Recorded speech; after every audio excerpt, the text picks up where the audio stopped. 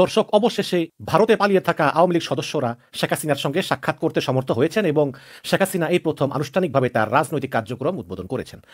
এর আগে শেখ হাসিনা ৫ই আগস্ট ভারতে পালিয়ে যাওয়ার পর আপনারা জানেন যে বিভিন্ন সময়ে zoom meeting, Telegram meeting, Facebook, ইউটিউবে বক্তৃতা, বিবৃতি এগুলো তিনি দিয়েছেন। তো এগুলোতে তিনি কখনোই তার চেহারা দেখাননি, তিনি অডিও বক্তব্য দিতেন, কখনোই তার চেহারা দেখা যেত না। পিছনে পুলিশ, সামনে স্বাধীনতা, ওই একই কথা তো ইউনূস স্যার বলছে, একই কথা ইউনূস স্যার বলছে।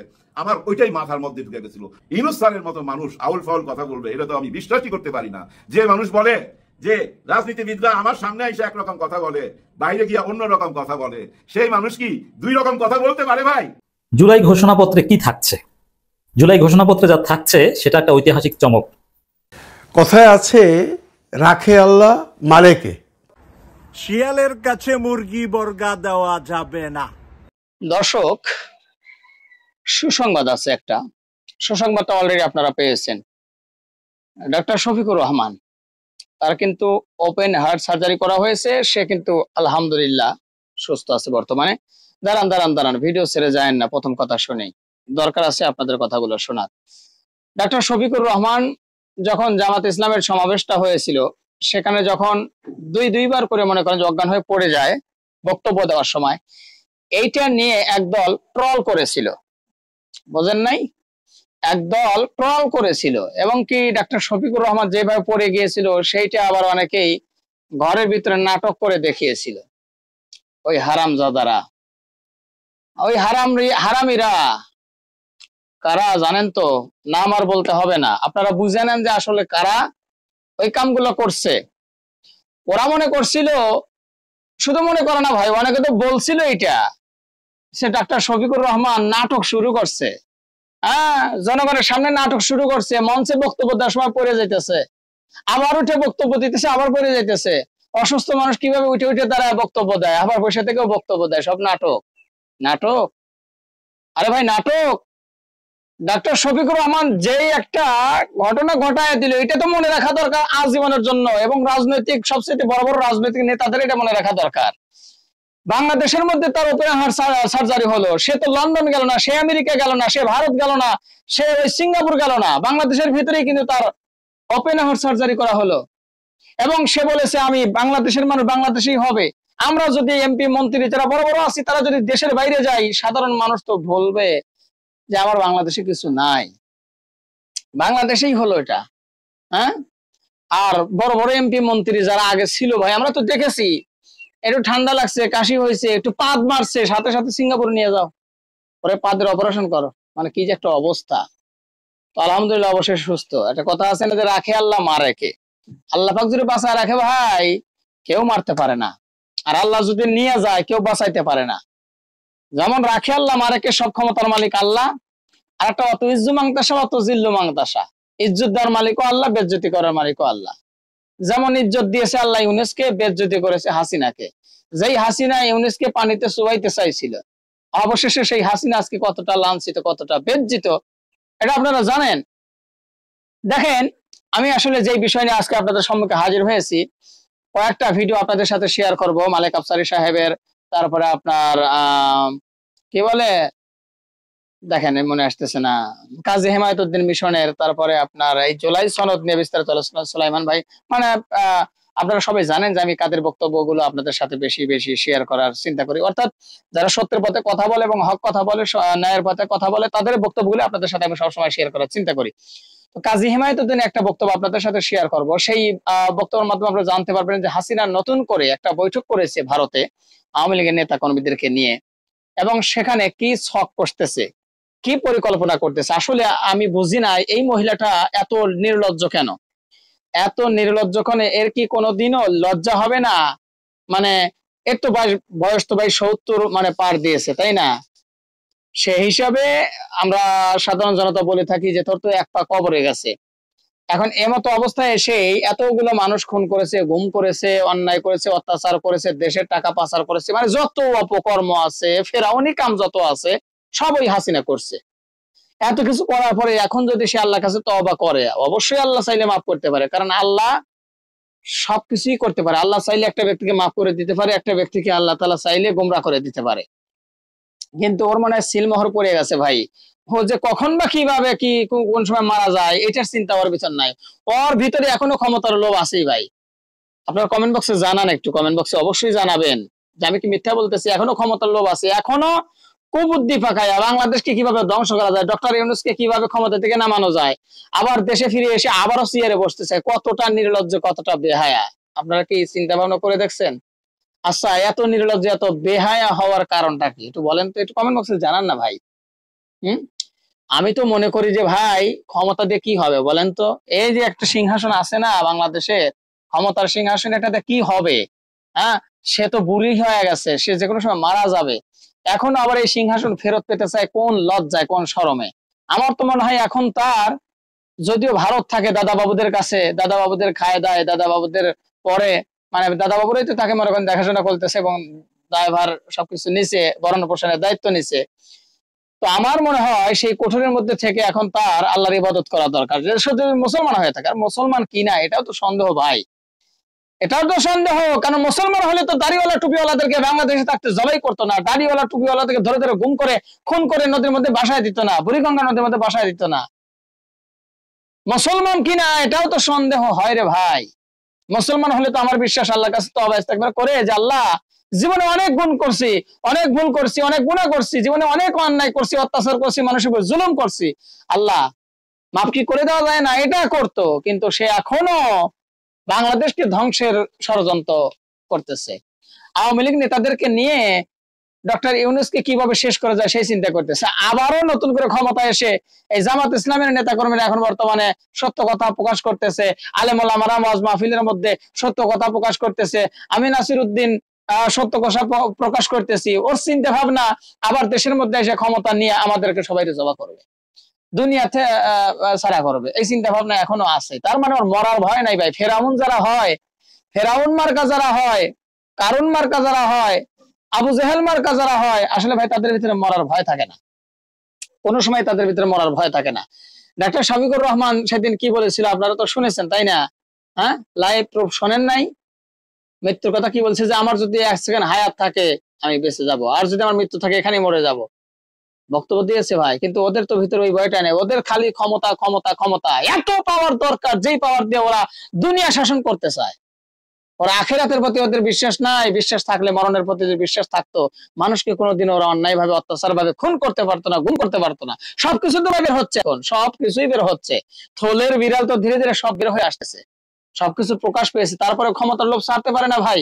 এখনো আওয়ামী লীগের নেতা কর্মীরা যারা আছে, আওয়ামী লীগের লোকেরা যারা, তারা চায় হাসিনাকে দেশে ফিরে এনে আবারও ক্ষমতায় বসাবে। কতটা বেহায়া, কতটা না নির্লজ্জ ভাই, এটা বুঝে আসে না।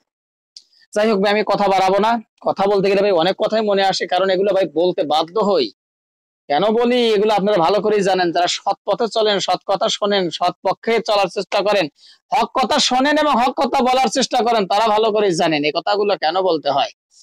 তো যাই হোক দর্শক, চলুন আমরা এক এক করে কয়েকটা ভিডিও আপনাদের সাথে শেয়ার করবো। এখন বর্তমানে কিন্তু টান টান উত্তেজনা বাংলাদেশের ভিতরে কয়েকটা বিষয় নিয়ে। তার ভিতরে একটা হলো নির্বাচন, দ্বিতীয় ডাক্তার শফিকুর রহমানের অপারেশন, 3 নাম্বার হলো শেখ হাসিনা ওদিক থেকে বাংলাদেশকে ধ্বংস করার ষড়যন্ত্র করছে কিভাবে, এইটা। হ্যাঁ, এই যাবতীয় বিষয় নিয়ে আজকে ভিডিওটি সাজানো হয়েছে, তো সবাই বড় ধৈর্য সহকারে দেখতে চলুন। সর্বপ্রথম আমরা কাজী হিমায়তুদ্দিন মিশন সাহেবের বক্তব্যটি শুনে আসি, যে হাসিনা বাংলাদেশ নিয়ে কিভাবে নতুন করে ষড়যন্ত্র করছে, বৈঠক করছে। চলুন শুনে আসি। দর্শক, অবশেষে ভারতে পালিয়ে থাকা আওয়ামী লীগ সদস্যরা শেখ হাসিনার সঙ্গে সাক্ষাৎ করতে সমর্থ হয়েছেন এবং শেখ হাসিনা এই প্রথম আনুষ্ঠানিকভাবে তার রাজনৈতিক কার্যক্রম উদ্বোধন করেছেন। এর আগে শেখ হাসিনা 5ই আগস্ট ভারতে পালিয়ে যাওয়ার পর আপনারা জানেন যে বিভিন্ন সময় zoom meeting, Telegram meeting, Facebook, ইউটিউবে বক্তৃতা, বিবৃতি এগুলো তিনি দিয়েছেন। তো এগুলোতে তিনি কখনোই তার চেহারা দেখাননি, তিনি অডিও বক্তব্য দিতেন, কখনোই তার চেহারা দেখা যেত না।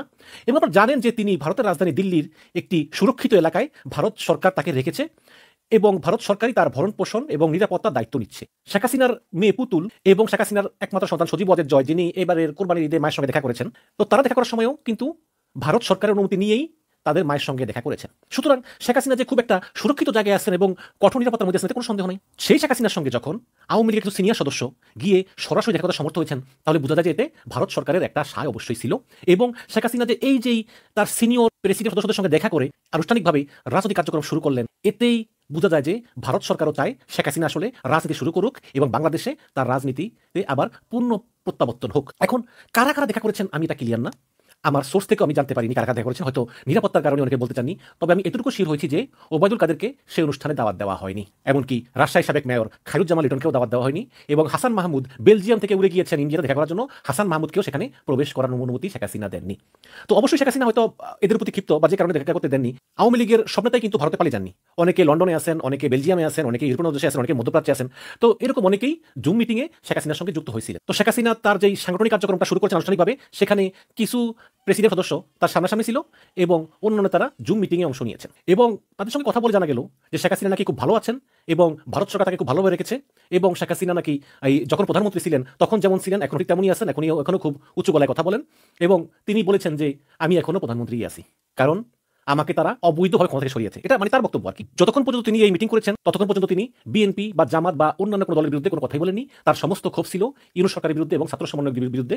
তিনি বারে বারে বলেছেন যে আমি বৈধ প্রধানমন্ত্রী, আমাকে এই ইউনূস তার ছাত্র সমন্বয়কদেরকে দিয়ে মেটিকুলাস ডিজাইন করে জোর করে সরিয়েছে, অনেকে বুঝে হোক না বুঝে অংশ নিয়েছে, কিন্তু আমি এখনো বাংলাদেশের বৈধ প্রধানমন্ত্রী। তো এখানে অনেকে যোগ দিয়েছেন, অনেকে যোগ দেননি। এখন এই যে ওবায়দুল কাদের বা খায়রুজ্জামান লিটন বা হাসান মাহমুদ দেখা করতে পারলেন না, এখানে দুই রকমের ব্যাখ্যা আছে। এক রকমের ব্যাখ্যা হচ্ছে যে যেহেতু শেখ হাসিনা তাদের উপর ক্ষিপ্ত সেহেতু তাদেরকে আসতে দেওয়া হয়নি, কিন্তু অন্যরা বলতেছে যে আসলে না, ভারত সরকারটা নিষেধাজ্ঞা ছিল যে এই পরিমাণ লোক যেতে পারবে, এই কারণে ওই পরিমাণ লোক পরিপূর্ণ হওয়ায় ওবায়দুল কাদের হাসান মাহমুদরা ওইখানে যেতে পারেননি। কিন্তু বুঝলাম, কিন্তু জুম মিটিংয়ে তো যুক্ত হতে পারতেন, কিন্তু তাও তো যুক্ত হতে দেওয়া হয়নি।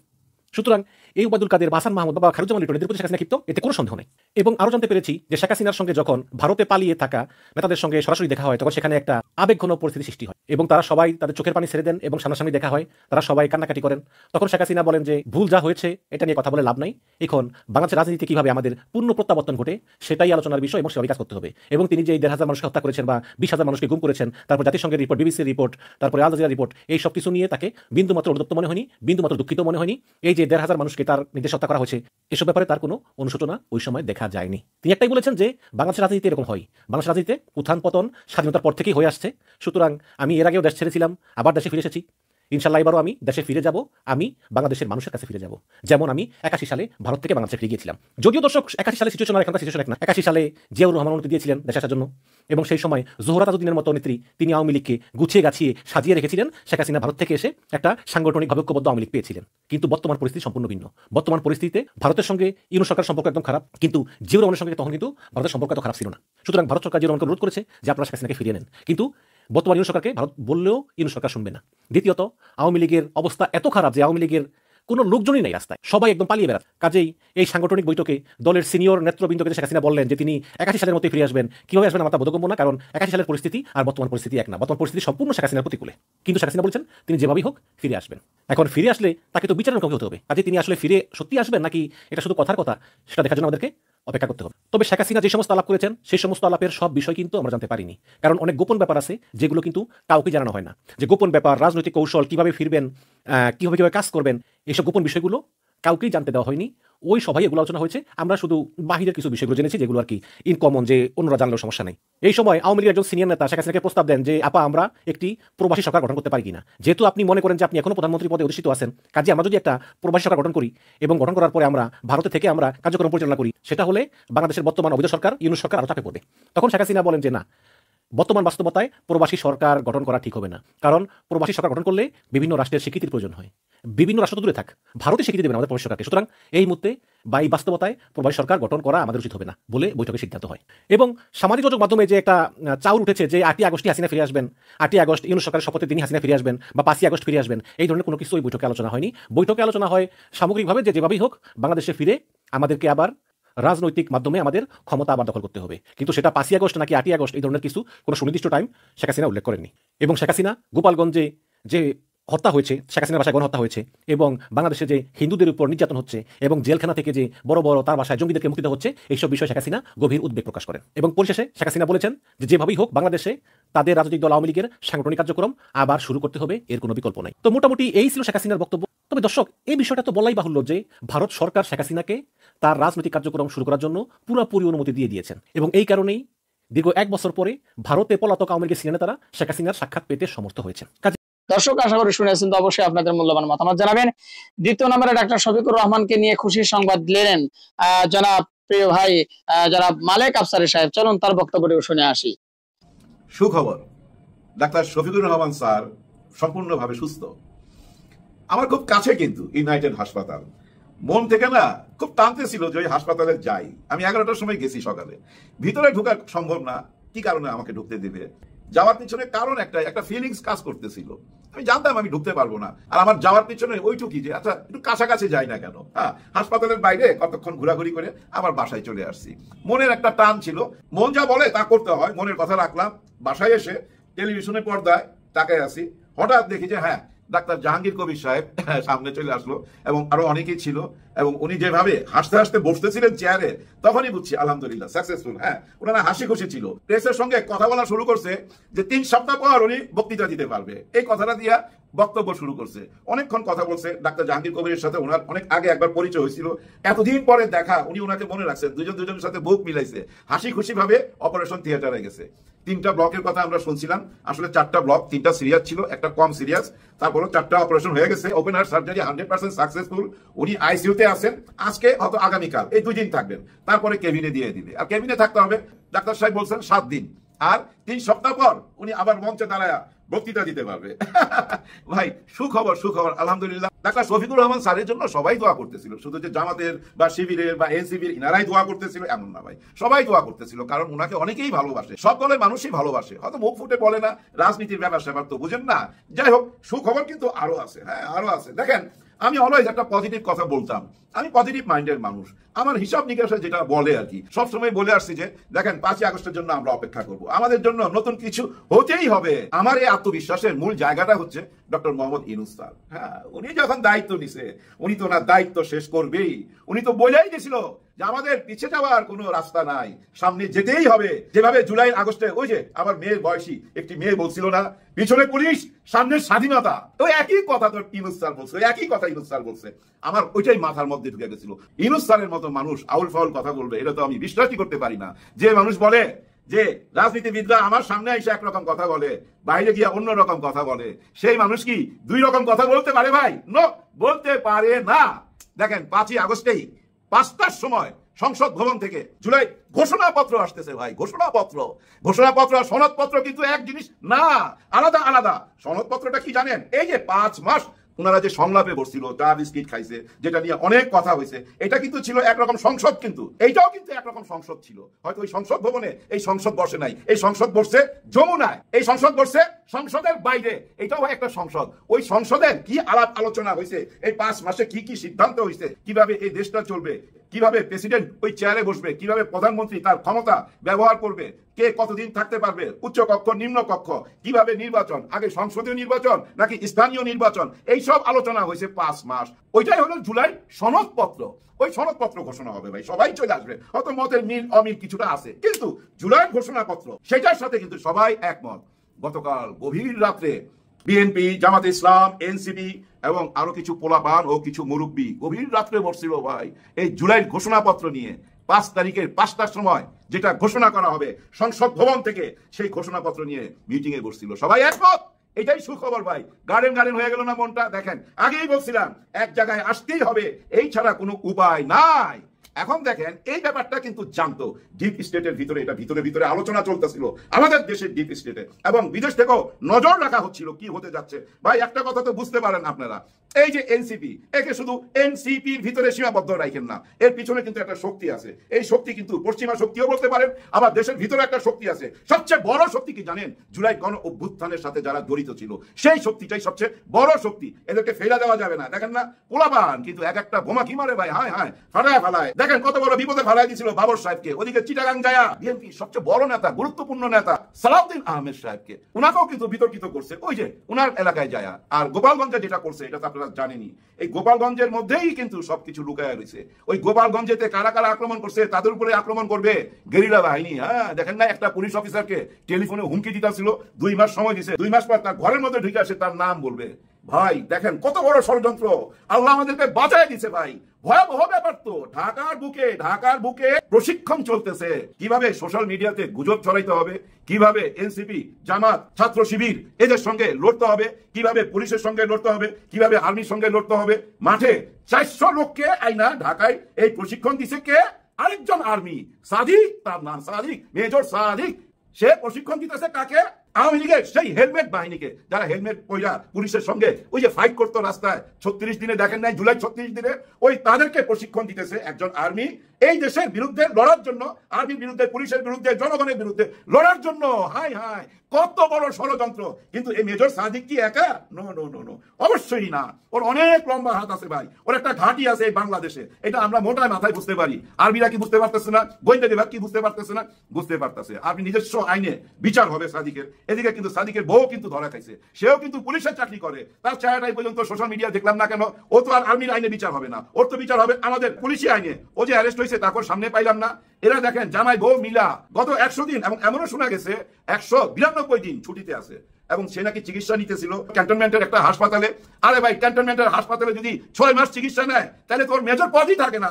ওর মেজর পদই তো থাকার কথা না, তাই না? 6 মাস চিকিৎসা নিলে তার মানে সে তো অসুস্থ, আনফিট। তার মানে কি তার তো র্যাঙ্ক কমে যাওয়ার কথা না, ক্যাপ্টেন হয়ে যাওয়ার কথা। আমি জানি না, না জানি নাই বললাম, এরকম কোন নিয়ম আছে কিনা। একটা মানুষ যদি 6 মাসই অসুস্থ, তার মানে সে অচল, আর সে কি হাসপাতালে আছে কিনা এটা আর্মি জানে না। এটা বললে হবে, হয় না। তার সাথে আরো অনেকেই জড়িত। যাই হোক, উপরওয়ালা যা করে ভালোর জন্য করে। দেখেন এই 5ই আগস্ট হয়তো এটা টার্গেট করতো এই সংসদ ভবনে, যদি এটা ধরা না পড়তো ভাই, যদি ধরা না পড়তো এরা কিন্তু এই 5ই আগস্টে টার্গেট করতো। কারণ ওই কনভেনশন হলে ওরা শুধু প্রশিক্ষণ নেয় নাই ভাই, ওইখানে স্লোগানও দিছে, বিপ্লবী স্লোগান, দেশকে তারা স্বাধীন করবে এবং এই ইউনূস সরকারের তারা পতন ঘটাবে, ওইখানে স্লোগান দিছে। কিন্তু কোনো সিসি ক্যামেরার ফুটেজ আপনারা পাইছেন? পাবেন না, কারণ সিসি ক্যামেরা বন্ধ ছিল। তার মানে কি ওই কনভেনশন হলের মালিককে, তাকে ধরেন, তার সাথে যোগাযোগ আছে, নাহলে সিসি ক্যামেরা ফুটেজ নাই কেন? কত বড় ষড়যন্ত্র! শুধু ঢাকাতে, দেশের চারিদিকে যে হচ্ছে না কোনো গ্যারান্টি আছে? কত বড় বিপদ থেকে বাঁচায় দিল আমাদের গোয়েন্দা, পুলিশ, আর্মি সবকিছু কিন্তু ধরে ফেলাইছে। অলরেডি 22 জন অ্যারেস্ট, এবং এর তো বুঝছেন মহা সাজা হবে। আপনারা চিন্তা করেন না, আর্মির আইন কঠিন আইন। দেখেন আওয়ামী লীগ ভুল রাজনীতি কইরা ফেলাইলো।